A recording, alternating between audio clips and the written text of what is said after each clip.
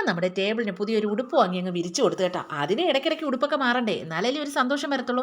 അങ്ങനെ ഞാൻ ദാ ഉടുപ്പൊക്കെ ഇട്ട് കൊടുത്തതിന് ശേഷം നല്ല അടിപൊളി ചൂട് ദോശയും സാമ്പാറും കൊണ്ടുവച്ച് കഴിക്കുകയാണ് കേട്ടോ. അത് കഴിഞ്ഞപ്പോൾ ഇക്ക പുറത്ത് പോയിട്ട് വന്നപ്പോഴത്തേക്ക് മീൻ കൊണ്ടുവന്നിട്ടുണ്ടായിരുന്നേ.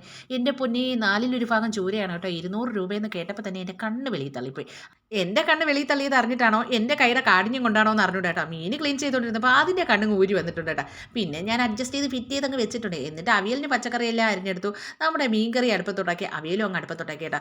പുറത്ത് ചൂടാണെങ്കിൽ നല്ല തണുപ്പുണ്ട് കേട്ടോ. അതുകൊണ്ടാണോ എന്ന് അറിഞ്ഞൂടാ, മൂക്കിനാകെ ഒരു ചിണുക്കം. അങ്ങനെ അതൊക്കെ കഴിഞ്ഞിട്ട് ഇക്ക പോയാണ് കേട്ടോ ഇന്ന് 2 കുറുമ്പന്മാരെ വിളിച്ചുകൊണ്ട് വന്നത്. അങ്ങനെ കുറുമ്പന്മാർ വന്നിറങ്ങിയപ്പോൾ തന്നെ അവന്മാർക്ക് ക്രിസ്മസ് ഫ്രണ്ടിൻ്റെ ഗിഫ്റ്റ് കിട്ടിയെന്ന് പറഞ്ഞുകൊണ്ട് ഒരേ ബഹളം. അത് മാമാക്കാരൻ പൊട്ടിച്ചു കൊടുക്കുന്നതാണ് അവിടെ കാണുന്നത്. ഈ പൊട്ടിച്ചെടുത്തപ്പോൾ നല്ല അടിപൊളി ഒരു ലൈറ്റ് ആയിരുന്നു കേട്ടോ. മൂട്ടിൽ ഞെക്കുന്ന സ്വിച്ച് കൊണ്ട് അതിൽ പിടിച്ചൊന്ന് പ്രസ് ചെയ്തപ്പോൾ അങ്ങോട്ടും ഇങ്ങോട്ടും ലൈറ്റ് കത്താൻ തുടങ്ങി. രണ്ടുപേരും കൂടെ അടിക്കാൻ തുടങ്ങി. ഇന്നിനിപ്പോൾ നമുക്ക് എന്തായിരുന്നാലും വൈദ്യുതി ചിലവാകില്ല കേട്ടോ. എല്ലാ ലൈറ്റും ഓഫായിട്ട് ഓരോ മുറിയിലും കൊണ്ടുവച്ച് അടിച്ചടിച്ച് നിൽപ്പുണ്ട് ആശ. പിന്നെ ഞാൻ എൻ്റെ ജോലിയെല്ലാം ഒതുക്കി ഒരു കുളിയും കഴിഞ്ഞിട്ട് വന്ന് ചോറ് കഴിക്കാനായിട്ട് അങ്ങ് ഇരുന്നു കേട്ടോ. ഇന്നത്തെ അവിയൽ ഇക്ക ഉള്ളതുകൊണ്ട് തന്നെ ഉടച്ച് പറിച്ച് പരുവമാക്കിയെടുത്ത അവിയലാണ് കേട്ടോ. പക്ഷേ ദോഷം പറയരുതല്ലോ, അടിപൊളി മീനായിരുന്നു കേട്ടോ. നല്ല ടേസ്റ്റ് ഉണ്ടായിരുന്നു. അപ്പോൾ ഇന്ന് ഇത്രയൊക്കെ ഉള്ളൂ. Okay, by.